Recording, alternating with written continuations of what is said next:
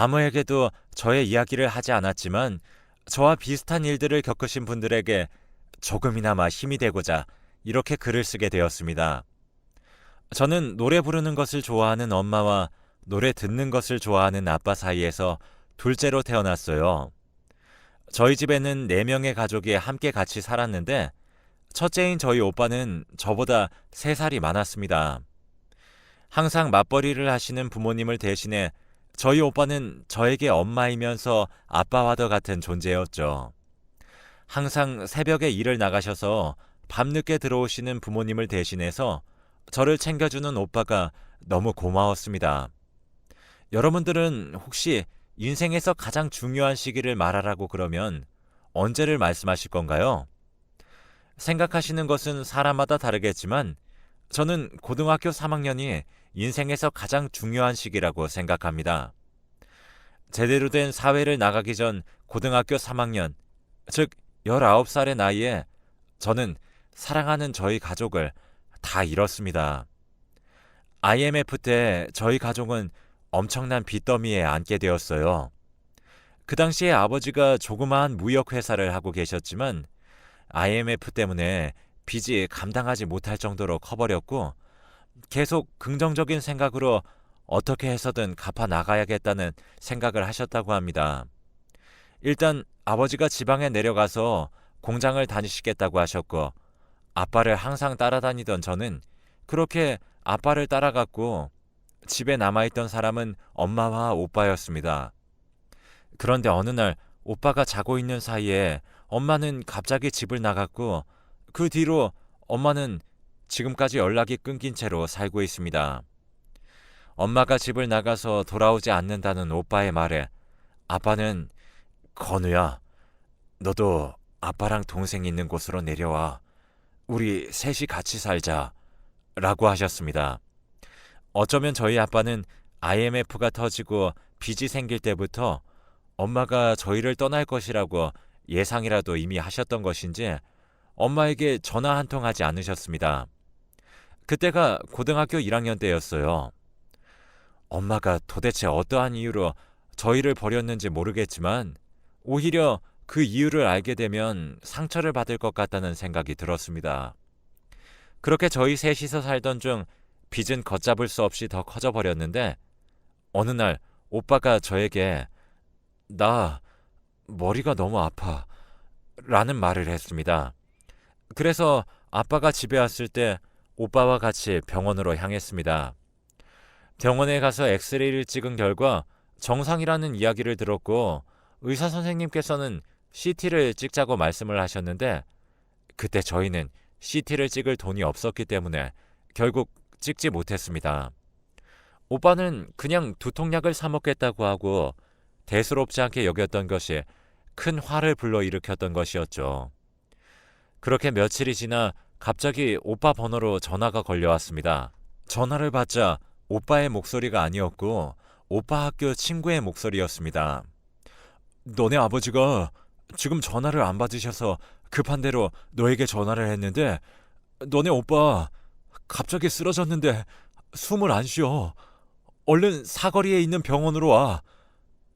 이미 제가 병원에 도착했을 때 오빠는 차가운 시신으로 누워 있었습니다. 알고 보니 그때 오빠가 머리가 아프다고 한 이유는 뇌출혈 때문이었던 것이었습니다. 마음의 준비가 되지 않았던 터라 저는 아침 저녁 할 것 없이 울고 또 울었습니다. 오빠의 장례식장에 있는 영정사진을 보면서도 울고 또 울었습니다. 눈물샘이 고장이 난 것 같은 느낌을 받았죠. 항상 오빠는 저의 가장 친한 친구가 되어줬고 부모님의 역할을 해주었기 때문에 동시에 3명의 사람을 잃은 듯한 기분이 들었습니다. 그렇게 오빠를 떠나보내고 아버지도 자식을 잃은 슬픔에 빠져서 매일 우시고 술과 함께 하루하루를 견뎌내셨습니다. 아버지가 술을 드시는 것에 대해서 좋지 않게 생각을 했지만 아버지께서는 항상 지금 이 술이 없으면 나도 너 오빠를 따라 죽고 싶을 것 같다.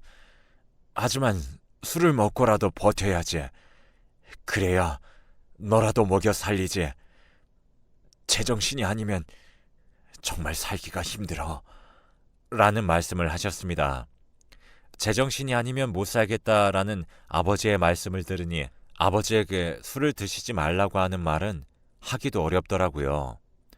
결국 아버지께서는 몇 년 동안 매일 술만 드셨고 간경화에 걸리게 되셨습니다. 아버지가 항상 토혈을 하시는 것을 보고 몇 번씩 놀라기는 했지만 어쩔 수 없는 것이라고 받아들였습니다. 그렇게 아버지의 병도 심하게 악화되었고 어느 날 자는데 새벽에 아버지가 저를 흔들어 깨우시고는 얼른 구급차를 불러달라고 그러셨습니다. 그때 아버지의 모습을 보니 주위에는 피가 흥건했습니다. 놀란 마음을 최대한 숨기고 구급차를 불렀고 구급차에서 마음의 준비를 이미 저 혼자서 했던 것 같습니다. 그렇게 아버지는 피를 토하시다가 사망을 하셨고 사망 선고를 들었지만 저는 오빠가 죽었을 때보다는 슬픈 감정에 조금은 덜했던 것 같습니다. 이렇게 슬픈 와중에 어릴 때 도망간 저희 어머니는 지금 어디서 뭘 하며 사는지 조금 궁금했지만 그냥 어디선가 잘 살겠지라는 생각을 하면서 저도 저 혼자서 잘 살 수 있다는 것을 보여주기 위해 공부도 열심히 했습니다. 저의 사정을 알았던 이웃들 모두 저를 도와주셨고 반찬과 밥은 물론 제가 살고 있는 집주인 아주머니께서 졸업할 때까지만 여기서 그냥 살아도 괜찮아. 돈도 안 받을 거니까 공부만 열심히 해. 라고 말씀하셨습니다. 저의 사정을 알게 된 학교 친구들도 제가 항상 집에 가면 혼자인 것을 알고 일부러 같이 있자라는 말을 많이 했습니다.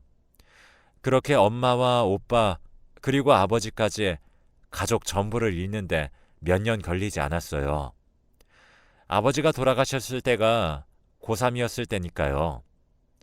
사실 저희 오빠는 학교 선생님이 되는 것이 목표였습니다.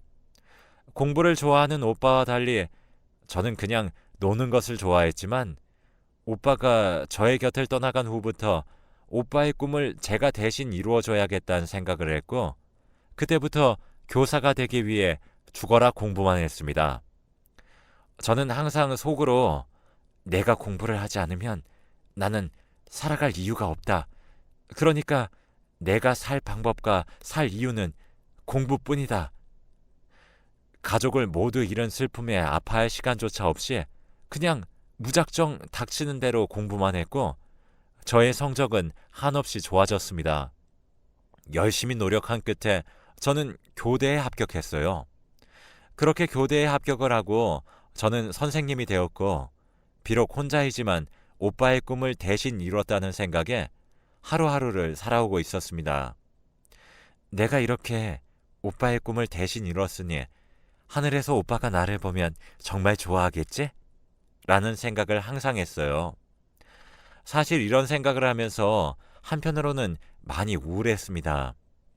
이렇게 오빠의 꿈을 대신 이뤄봤자 오빠는 내 옆에 없고 이게 다 무슨 소용인가 등등 정말 안 좋은 생각도 많이 했고 항상 자살이라는 단어를 달고 살았습니다. 하지만 이렇게 어려움을 겪어야지 잘 살 수 있다는 긍정적인 생각을 하면서 저는 악착같이 버텼어요. 그렇게 초등학교 교사가 되었고 처음 배정받은 학교에서 지금의 남편과 인연이 닿았습니다.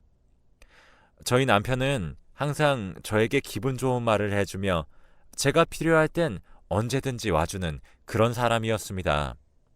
남편을 보면 항상 저희 오빠가 떠오르기도 했어요. 처음 보자마자 저희는 첫눈에 반했고 연애를 한 지 6개월 만에 바로 결혼을 하게 되었답니다. 어떻게 보면 6개월이라는 시간이 매우 짧게 느껴져서 결혼 생활 내내 싸우게 되지 않을까라는 생각도 조금 했지만 항상 저를 이해해주고 사랑받고 있다는 느낌을 주는 그런 다정한 남자였습니다. 그렇게 결혼을 한 지 1년 정도 되었을 무렵 저희 집에 큰 선물이 왔습니다. 바로 아주 예쁜 여자아이를 임신하게 되었는데 남편 식구들은 저의 사정을 이미 다 알고 계셔서 시어머니와 시아버지께서는 저를 항상 딸처럼 대해주셨어요. 시부모님의 그런 행동에 매우 신이 났고 임신한 기쁜 사실을 얼른 전해드리고자 남편과 함께 시부모님 댁을 찾아갔습니다. 당연히 기뻐하실 줄 알았는데 전혀 상상하지도 못한 답변을 듣게 되었어요. 그 아이 지워라. 밑도 끝도 없이 임신했다는 사실을 듣자마자 표정과 말투가 바뀌시더니 저런 무서운 말씀을 하시길래 내가 알고 지내던 시부모님이 맞나 라는 생각이 들었죠. 상처를 받을 대로 받아버린 저는 대체 왜 지우라고 그러시는 거예요? 라고 되물었고, 그러자 시부모님께서는 저에게 납득이 되지 않는 말씀을 하셨어요. 너가 임신한 아이가 여자아이잖니? 라고 말씀하시는 게 아니겠어요? 지금 시대가 어느 시대인데 남자아이만 원하시는 것을 저는 전혀 이해할 수 없었어요. 남편도 부모님의 행동에 화가 났고 저와 남편은 시부모님의 댁에서 나와 바로 집으로 향했습니다. 집으로 가는 동안에 남편은 저에게 이런 말을 했어요. 우리가 준비도 안 된 상태에서 임신을 덜컥 해버리는 바람에 당황을 하셔서 저렇게 말씀을 하신 것 같으니까 너무 상처받지 말고 너무 마음에 담아두지 마. 내가 나중에 엄마랑 아빠한테 말씀드릴게. 아무리 남편의 말을 이해하고 싶었지만 이해가 가지도 않았고 이해를 하고 싶지도 않았습니다. 내 새끼가 시부모님한테 축복받지 않을 자식이라면 얼마나 슬플까 하는 생각도 들었네요. 그렇게 심란하고 우울한 생각을 갖고 있던 어느 날 시부모님은 아무렇지 않으신 듯 남편이 집을 잠깐 비운 사이에 저희 집을 방문하셨습니다. 사실 그 일이 있고 난 뒤에 시부모님을 맞이하고 싶지 않았어요. 하지만 남편의 부모님이라는 이유로 예의상 맞이했습니다. 그러자 시어머니와 시아버지께서는 아가, 저번에 그렇게 말한 게 너무 심하게 이야기를 한 것 같아서 미안한 생각이 들어서 이렇게 찾아왔어. 이거 임신한 사람들이 먹으면 좋다는 보약이라서 내가 아주 비싸게 지어왔으니까 하루에 하나씩 꼭 먹어야 돼. 이렇게 말씀을 하시면서 직접 지어오신 보약을 저에게 건네셨고 저는 예의상 그 보약을 건네받았습니다. 아무리 보약이라고는 하지만 어떤 보약인지 설명도 안 해주시고 향도 이상한 느낌이 들었고 무엇보다도 갑자기 시부모님이 어떠한 일을 겪으셨길래 사과를 하는지 의문이 들었습니다. 그래서 그 보약을 받기만 하고 먹지는 않은 채 한약방으로 그 보약을 가져갔습니다. 그 한의사에게 이 보약은 도대체 어떤 보약이냐고 물어봤더니 그 한의사는 저에게 이런 말을 했습니다. 도대체 이렇게 안 좋은 보약은 어디서 구하신 거예요? 이런 보약은 구하기도 힘들 텐데. 아주 안 좋은 것으로 만들었고 더군다나 임신에 좋지 않은 팥이랑 녹두랑 이런 게 들어가 있네요. 임신을 준비하시는 분이시거나 이미 임신을 하신 분에게는 아주 안 좋은 보약입니다. 이 말을 듣고 저는 충격을 받아버렸죠. 저는 당장 시부모님께 가서 따지고 싶고 물어보고 싶은 질문도 많았지만 무엇보다도 저를 가장 아끼는 남편에게 이 사실 빨리 전해야겠다는 생각이 들었습니다. 여보, 충격받지 말고 내 얘기 잘 들어. 당신 집에 없는 사이 어머니랑 아버지 잠깐 우리 집에 왔다가 가셨거든? 나한테 저번에 임신에 대해서 안 좋게 이야기하신 것 때문에 신경이 쓰이셔서 오셨다고 했단 말이야. 근데 어떤 보약을 한 박스나 주시고 가셨어. 내가 아무리 생각을 해봐도 갑자기 사과를 하시는 게 이해가 되지 않았고, 그리고 어떤 재료가 들어간 보약이다 라는 설명도 안 해주시고 그냥 임신에만 좋은 보약이라고 설명을 해주시길래 혹시나 하는 마음에 방금 이 보약을 들고 한의원을 다녀왔는데 글쎄 이 보약을 먹으면 유산을 할 가능성이 큰 보약이래. 나 지금 충격을 많이 받아서 어떻게 해야 할지 모르겠어. 저의 말을 들은 남편은 충격을 먹은 듯 잠시 아무 말도 하지 않았습니다. 그렇게 정적이 몇 초 정도 흐른 뒤에 남편이 저에게 잠깐 전화를 끊으라고 하였고 그렇게 남편과 전화를 끊은 뒤에 몇 시간 뒤에 전화가 와서는 잠깐 나랑 어디 좀 가자. 라는 말을 했습니다. 대체 목적지가 어디인지 알려주지도 않은 채 무작정 가자는 남편이 의심스러웠지만 그냥 따라 나섰습니다. 그렇게 도착한 곳은 시부모님의 댁이었어요. 여보, 갑자기 여길 왜 와? 저의 말에 대답도 하지 않은 채 저의 손을 붙잡고 집으로 들어갔습니다. 남편은 시부모님의 얼굴을 보자마자 인사는커녕 화를 내기 시작했어요. 엄마랑 아빠는 임신을 한 며느리 보며 기뻐해도 모자랄 판에 왜 그런 보약을 주신 거예요? 그 보약 먹고 큰일이라도 생기길 원했던 거예요? 이제 긴 말 필요 없고 이제부터 저에겐 부모님은 없는 겁니다. 그렇게 아세요? 남편이 이런 폭탄 선언을 할 줄은 정말 상상도 못했습니다. 현관문을 나서면서 시부모님께서는 저희의 이름을 아주 크게 부르셨지만 저희는 대답조차 하지 않고 앞만 보며 나왔습니다. 그렇게 다시 우리 집으로 가기 위해 차에 올라탔고 차 시동을 걸기 전에 남편은 갑자기 눈물을 흘리기 시작했어요. 당신한테 그런 짓을 당하게 만들어서 진짜 미안해. 임신한 거 축하받지도 못하고 내가 너무 못나서 그런 것 같아. 하지만 내가 당신이랑 우리 딸만큼은 아주 멋지고 근사하게 키울 자신이 있어. 그러니까 나만 믿고 따라왔으면 좋겠어. 남편의 눈물과 진지한 이야기를 듣고 저는 정말 결혼을 잘했다는 생각과 남편에 대한 믿음이 생겼습니다. 그렇게 듬직한 남편 덕분에 10개월 동안 스트레스 한번 받지 않으며 먹고 싶은 음식도 마음껏 먹고 갖고 싶은 것 있으면 다 갖고 지냈습니다. 그렇게 진통이 시작되었고 병원에 입원을 하고 몇 시간 동안 진통이 시작되었는데 입원실에 있던 저는 분만실로 이동을 했고 남편에게 전화를 해서 분만실로 간다고 전화를 했어요. 10시간 정도의 고통의 시간이 흘렀고 초음파로만 보던 저희 딸을 실제로 보게 되었습니다. 딸의 눈과 코는 저희 남편을 닮았고 입술은 저를 닮아서 아주 예쁘더라고요. 딸이 태어난 그때는 몇십 년이 지난 아직까지도 기억에 남습니다.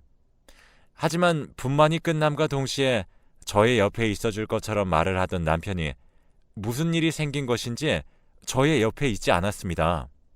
도대체 어디에 있는 건지 연락조차 되지 않았는데 다음날 갑자기 모르는 번호로 전화가 걸려왔습니다.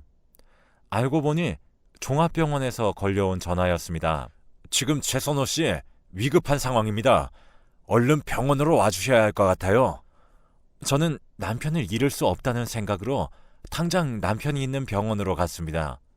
병원에 도착을 하니 담당 의사 선생님께서는 안전벨트도 매지 않은 상태로 과속을 하다가 교차로에서 큰 화물차에 부딪혀 교통사고가 있었습니다. 다행히 위급한 상황은 넘겼습니다만 며칠은 더 지켜봐야 할 것 같습니다. 라고 하셨죠. 저는 계속 속으로 기도를 했습니다. 식물인간 판정을 받아도 좋으니 제발 남편을 죽지만 않게 해달라고 빌었어요. 제 소원을 들어주셨는지 남편은 비록 전신마비가 되었지만 목숨은 건지게 되었습니다. 팔다리 의지대로 움직이지 못하고 목 위로만 움직일 수 있었는데 저는 그것만이라도 정말 감사했어요. 아버지와 오빠가 세상을 떠나버려서 남편마저 세상을 떠날까봐 정말 두려웠거든요. 이렇게나마 목숨이 살아있다는 것에 하늘에게 감사하다며 두 손 모아 빌었습니다. 남편은 딸아이를 보기 위해 과속을 했던 자신을 자책하며 그냥 그때 죽었어야 하는 건데 라는 말을 달고 삽니다. 그런 말을 할 때면 저는 당신이 지금 살아있어서 내가 얼마나 행복한지 아냐며 남편을 위로해 주었어요. 말없이 눈물만 흘리는 남편 얼굴을 저도 말없이 손수건으로 눈물을 닦아주었네요. 그렇게 남편은 퇴원을 하고 시부모님 집에서 시부모님의 수발을 받으며 지냈고 저는 교사 일을 하고 일을 마치면 제가 남편을 돌봤습니다. 시간마다 몸을 뒤집혀주기도 하고 용변도 받아주고 밥도 먹여주고 그렇게 어느덧 20년이라는 세월이 흘렀네요. 남편은 어느 날 갑자기 저에게 여보, 매일 나 때문에 고생이 많지? 내가 빨리 사라져야 할 텐데 하길래 무슨 소리야? 내가 지금 누구 덕분에 살고 있는데 당신 없으면 난 살아갈 이유가 없어. 라고 말하자 남편은 말없이 창밖을 보며 눈물만 흘렸습니다.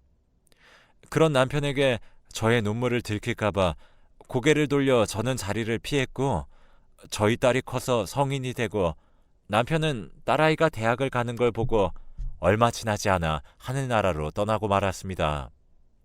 그래도 교통사고 이후 20년이라는 시간을 나랑 같이 보내준 남편이 저에겐 고맙고 소중했던 기억으로 제 기억에 남아있어요. 남들이 보면 힘든 병수발 끝내서 다행이라고 말을 하지만 저는 그 힘든 병수발을 100년이라도 더 하고 싶었던 마음이었습니다. 몸이 힘들지라도 제 마음은 힘들지 않았으니까요. 이제 남은 건 제 딸아이뿐인데 딸아이만큼은 아무 일 없이 행복하게 저보다 오래오래 살았으면 좋겠습니다. 소중했던 사람들이 저보다 일찍 떠나는 걸 경험하다 보니 이제는 이런 일이 저에게 없었으면 하네요. 남들이 보기엔 불행한 제 인생이라도 저에게 소중했던 시간입니다. 여러분들도 힘든 일이 있어도 시간이 지나 돌이켜보면 아무 일이 아닌 일이 대부분이에요.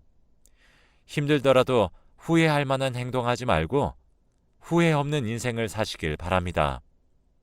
제 이야기 들어주셔서 감사합니다.